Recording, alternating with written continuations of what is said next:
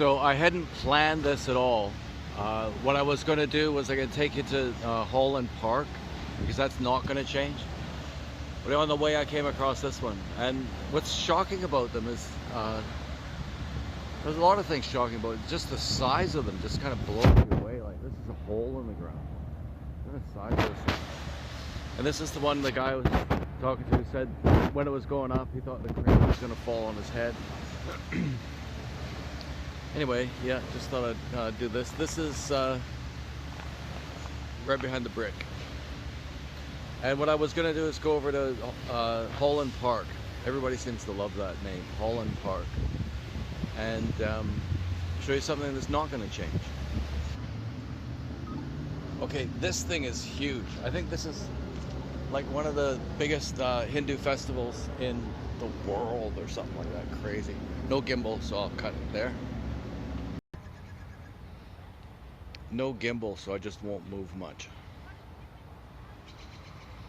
But this has to be considered as part of downtown Surrey.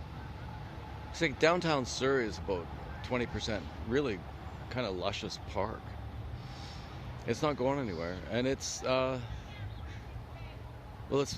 park is like really easy walking distance from all three areas. King George Hub, some people call it Georgetown, but definitely George is all the rave. George this, George that over there. I kind of like it, I guess.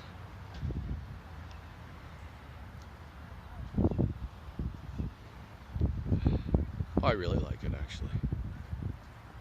The hell. I'm a patriot. Yeah, it's not equidistant, but easy walking distance, let's say, to King George, Surrey Central, and West Village. I mean, really, downtown Surrey consists of those three sort of boroughs, that's what people would say, right? The problem is that they're really close to each other. So it's, in a way, a bit awkward to slice it like that, but it does slice up like that because that's quite a distinct area from the one that I live in, I think. And I think mine is much preferable. I think I've probably got the most interesting place to live in the world. If you're talking about if you're talking about diversity, I've always been big on diversity. Well, I decided that I was going to get more political in my prognostications, libations. Okay, gotta try to get. So what I've done is I've put the camera so that it's slicing into the wind with the microphone at the down end because it's pretty windy. So this is right now. I think that I got my nose to the wind, right, and the camera held the way that you'd hold it. I'm just holding the microphone on the camera up to my mouth, right, putting my mouth close, and putting the wind at the back end there. Maybe would have looked so much better with the gimbal. It really would have. Yeah, so they got the gang there.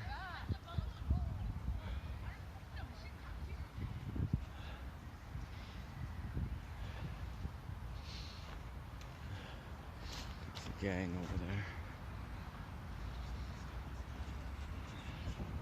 Nice to know they're around, keeping stuff safe. Actually, this park does not feel safe a lot of the time. It's a really gorgeous park, but it doesn't feel safe. Yeah, so I was thinking about that when I turned this thing on when we got 4 minutes in. Yeah, I had a really scary experience here. What happened was that this big guy was walking towards me and doing it was like he was doing voices from a film or something like that, really loud. really big guy. And I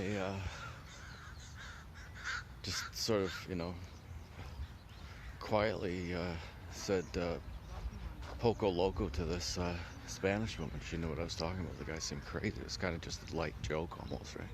Well, the guy was scary. And I think he heard me, and then he looked at me, and when I walked away, he followed me. I'm serious. He was intending to scare me, and he did. And so what I did was I got around to here. I kind of just, if somebody's following you, and you can lose, if you can cut their vision of you, then you're done, right? If you can, but you'd have to do it 1,000 times in most situations. But if someone's following you, you really have to remember that. As soon as he doesn't know where you are, he's gonna have a harder time, especially if you went someplace unexpected.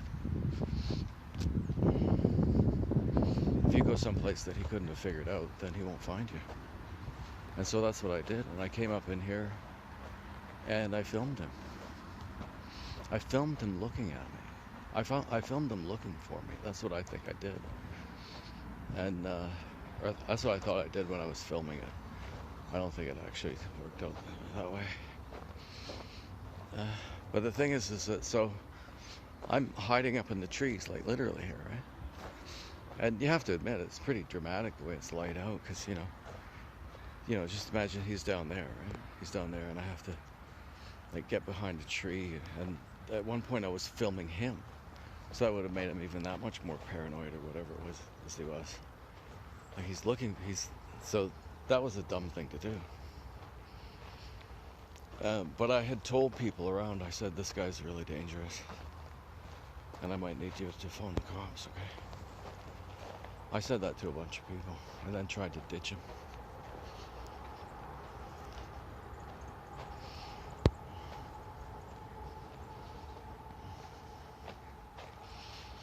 So I was talking about it, my wife was talking about it, and they're kind of going, oh, well, yeah, that sounds pretty horrible, except that when I was with my wife, I saw him the next day. And so my wife says, this is no big deal. And it wasn't a big deal, because the guy didn't do anything. He didn't follow us. And she wasn't alone. It's not comparable. And it was a crowded place, not a park. No, that was really pretty scary. Definitely pretty scary. This is definitely a pretty scary place. This whole downtown Surrey thing. I mean, just statistically speaking. But thing is you get the vibe of it all the time. So many posers want to act like that too, right? Look like that or something. It's fashionable, I guess. Pretty shitty fashion.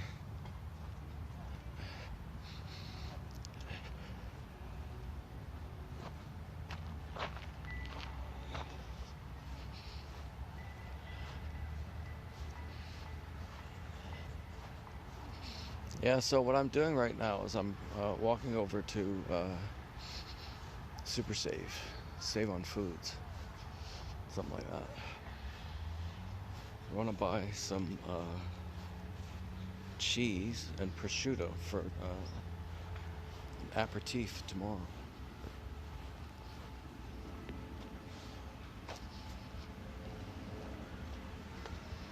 I might have to bail on the camera pretty quick, I think. Some ruffians around.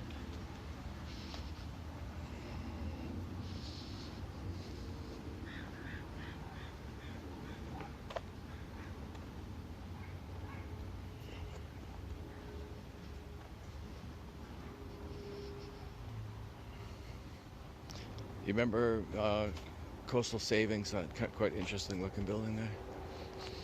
That's where we're going. It's that big ass hot old field they got out here, man. Look at this. So how should I do the thing? I think the horizon is.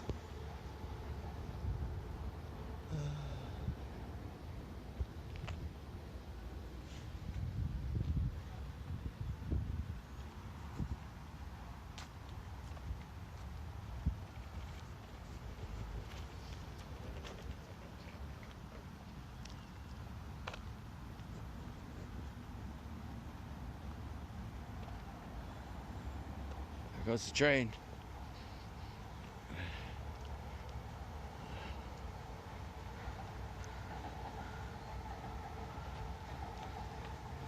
I realize I'm getting tired of putting on voices, any kind of voice. Try to sound one way rather than another. It's exhausting. Probably just because I'm exhausted. I'm exhausted. I don't sleep properly. But not that bad either. I've finally gotten around to taking as much CBD as it actually takes to knock you to sleep, and it definitely knocks you to sleep.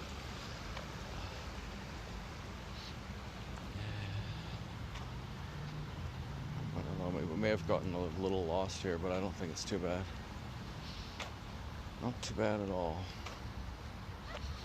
But it's a big ass old distance. So, like, this is part of downtown Surrey. You can see what I mean. That the SkyTrain track runs right over top of it, right? That's the SkyTrain track between Surrey Central and King George. So it's kind of the same place. It's all kind of the same place. But this park is also the same place. Okay, because that's Georgetown, and that is Surrey Central and West Village eventually if you go up north.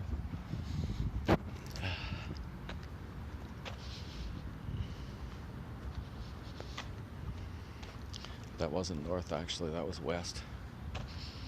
West Village is west of Georgetown.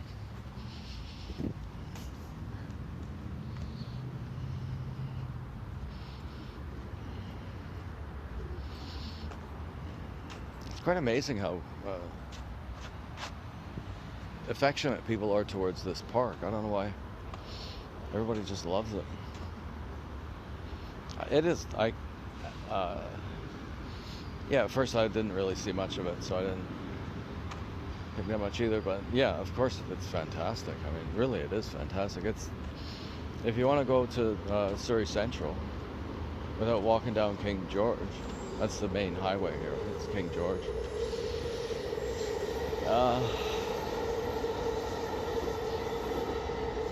What do we got? 2 minutes, I think, left here. See, it just looks pretty cool, don't you think?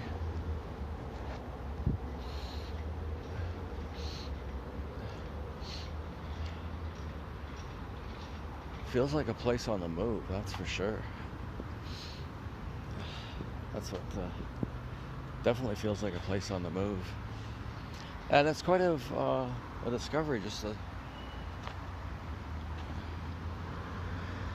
different way of looking at a situation. And my project just expanded by about 20% probably. It's a nice place to film, and it's like the shortcut. It's a shortcut between Georgetown and Surrey Central. Only problem is it's not short. It's a long shortcut, but it's a lot nicer to walk. Unless you want to walk down King George. You want to walk down there? You do not. Maybe you think it looks fun or something, but no, that's not fun. You gotta push this thing. So we got any time left here? I don't think so. Okay, so adios from San Francisco.